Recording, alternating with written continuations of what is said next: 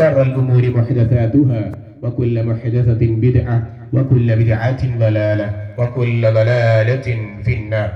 يا أيها الإخوان والأخوات اتقوا الله عباد الله، أوصيكم أولا بتقوى الله.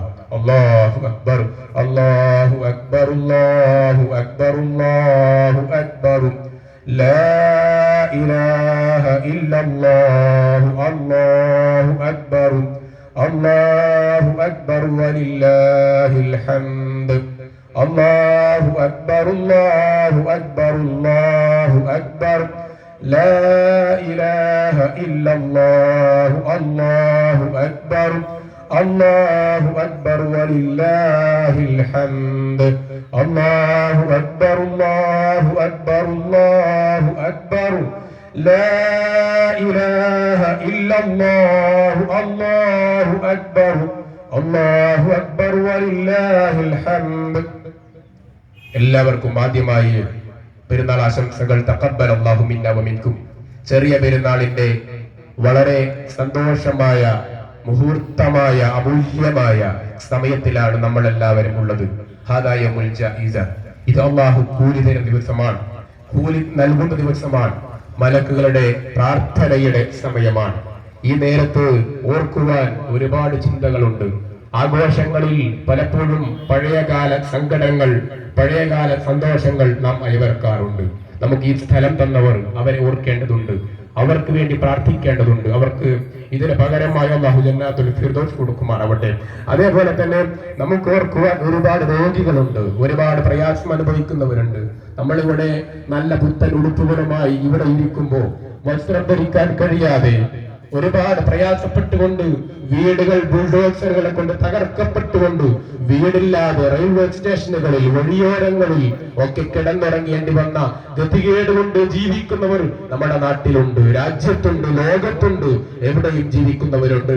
ഒരുപാട് രാജ്യക്കാർ പീഡനം അനുഭവിക്കുകയാണ്, പ്രയാസങ്ങൾ അനുഭവിക്കുന്നത് അവർ അവരുടെ വിശ്വാസങ്ങൾ മുറുകെ പിടിച്ചു എന്നുള്ള ഒരൊറ്റ കാരണങ്ങൾ കൊണ്ടാണ്. റബ്ബേ, അവർക്ക് പകരമായി സ്വർഗം ജന്നാത്തുൽ ഫിർദൗസ് പകരം കൊടുക്കണേ എന്ന് പ്രാർത്ഥിക്കുകയാണ്. അല്ലാഹു അക്ബർ അല്ലാഹു അക്ബർ അല്ലാഹു അക്ബർ.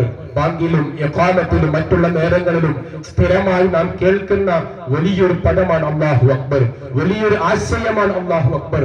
അല്ലാഹു അക്ബർ എന്ന് പറഞ്ഞാൽ ഞാൻ നിസ്സാരനാണ് അതിന്റെ അർത്ഥം, ഞാൻ ഏറ്റവും നിസ്സാരനാണ് എന്നാണ് അതിന്റെ ആശയം.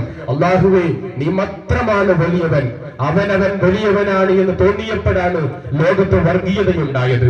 അവനവന്റെ വലിപ്പത്തരം കാണിക്കുവാൻ വേണ്ടിയിട്ടാണ് സംഘടനകൾ ഉണ്ടായത്, സംഘർഷങ്ങൾ ഉണ്ടായത്. ലോകം സമാധാനം നശിക്കുവാനുള്ള കാരണം, രാജ്യങ്ങളും തമ്മിൽ യുദ്ധമുണ്ടാകുവാനുള്ള കാരണം വർഗീയതയുടെ, ചേരിതിരിവുകളുടെ, ഫാഷിസ്റ്റുകളുടെ കടന്നുകയറ്റം ഉണ്ടാകുവാനുള്ള കാരണം ഞാൻ ആരോ ആണ് എന്ന് ഓരോരുത്തർക്കും തോന്നിയപ്പോഴാണ്. അവിടെയാണ് വിശുദ്ധ ഖുർആനിന്റെ പ്രഖ്യാപനം. യാ അയ്യുഹൻ നാസ് ഇന്നാ ഖലഖനാകും മിൻ ദക്കരിൻ വഉൻസ വജഅൽനാകും ശുഊബ വഖബായില ലിതആറഫു. അല്ലയോ മനുഷ്യരെ എന്നാണ്. ഹിന്ദുവേ, മുസ്ലിമേ, ക്രിസ്ത്യാനിയെ, ജൈനനെ, ജൂതനെ എന്നല്ല വിളിച്ചത്, അല്ലയോ ആൾദൈവങ്ങളെ എന്നല്ല വിളിച്ചത്, അല്ലയോ മനുഷ്യരെ എന്നാണ് വിളിച്ചത്. ഇന്നാ ഖലഖനാകും മിൻ ദക്കരിൻ വഉൻസ. ഒരു ആണും ഒരു പെണ്ണുമാണ് നിങ്ങൾ രക്ഷിതാവായി വന്നിട്ടുള്ളത്. നിങ്ങൾ ഒരാണിലൂടെ ഒരു പെണ്ണിലൂടെ വന്നവരാണ്. കറുത്തവനോ വെളുത്തവനോ ജാതീയതയുടെ, വംശീയതയുടെ, വർഗീയതയുടെ പേരിൽ കലഹിക്കാൻ ഒരു അധികാരവുമില്ല. കാരണം എന്തുകൊണ്ട് കറുത്തവൻ, വെളുത്തവൻ, ഉന്നതൻ, തറവാട്ടുകാരൻ, തറവാടിത്തമില്ലാത്തവൻ, വീടുള്ളവൻ, ഇല്ലാത്തവൻ എന്നിങ്ങനെ പരസ്പരം നിങ്ങളെ ഗോത്രങ്ങളാക്കി മാറ്റിയതിന്റെ കാരണം എന്താണെന്ന് അറിയുമോ? പെരുമ നടിക്കാനോ പ്രശംസ നടിക്കുവാനോ അല്ല, പരസ്പരം തിരിച്ചറിയുവാനുള്ള മാർഗം മാത്രമാണ് നിങ്ങളുടെ ഈ കുടുംബ വൈവിധ്യങ്ങൾ, നിങ്ങളുടെ വർണ്ണ വൈവിധ്യങ്ങൾ ഒക്കെ തിരിച്ചറിയുവാനുള്ള മാനദണ്ഡം മാത്രമാണ് ഇത് പഠിപ്പിച്ചു. പക്ഷേ എന്താണ്, ആരെയാണ്, ആർക്കാണ് റബ്ബിന്റെ സഹായം ഉണ്ടാവുക? അല്ലാഹുവിന്റെ അടുക്കൽ നിങ്ങളിൽ ഉദാത്തൻ നല്ല വർണ്ണങ്ങളോ നിറങ്ങളോ ജാതിയോ കുലമോ ഉള്ളവനല്ല. അല്ലാഹുവിനെ ആരാണോ കൃത്യമായി സൂക്ഷ്മതയോടെ ജീവിക്കുന്നത് അവന് മാത്രമേ റബ്ബിന് സഹായം ഉണ്ടാവുകയുള്ളൂ. അവനാണ് മുത്തഖി എന്ന് വിശുദ്ധ ഖുർആൻ പഠിപ്പിക്കുകയാണ്. അതേപോലെ നമുക്കറിയാം, വിനയത്തിന്റെ ഊർജ്ജമാണ് അല്ലാഹു അക്ബർ. അല്ലാഹു അക്ബർ എന്ന് പ്രഖ്യാപിക്കുമ്പോൾ പേടിക്കുന്നുണ്ടെങ്കിൽ അവന് വിനയമില്ല, അവൻ അഹങ്കാരിയാണ് എന്നാണ് അർത്ഥം. വിനയത്തിന്റെ ഊർജം നൽകുന്ന, വിവേകത്തിന്റെ ഊർജം നൽകുന്ന, സഹായത്തിന്റെ ഊർജം നൽകുന്ന ഏറ്റവും വലിയ മന്ത്രധ്വനികളാണ് അല്ലാഹു അക്ബർ എന്നുള്ളത്. കാരണം നീ നിസ്സാരനാണ്, ഞാൻ നിസ്സാരനാണ്, ലോകത്തുള്ള എല്ലാവരും നിസ്സാരന്മാരാണ്. റബ്ബ മാത്രമാണ് അല്ലാഹു അക്ബർ. അവൻ മാത്രമേ വലിയവനുള്ളൂ, അവൻ മാത്രമാണ് വലിയവൻ, അവനല്ലാതെ വലിയവനില്ല. അതുകൊണ്ട് ലാ ഇലാഹ ഇല്ലല്ലാഹു അല്ലാഹു അക്ബർ. അവനല്ലാതെ ആരാധ്യനില്ല, അവനോടല്ലാതെ പ്രാർത്ഥന പാടില്ല, അവനോടല്ലാതെ നേർച്ച പാടില്ല, അവനിൽ നിന്നല്ലാതെ ബർക്കത്തുള്ള തേട്ടമില്ല.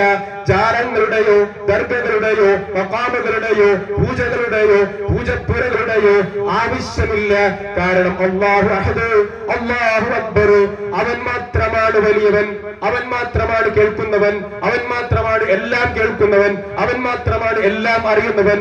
അവനാണ് ലോകത്തെ നിയന്ത്രിക്കുന്നവൻ, അവനാണ് ലോകത്തെ സൃഷ്ടിച്ചവൻ, അവനാണ് ലോകത്തെ പടച്ചവൻ.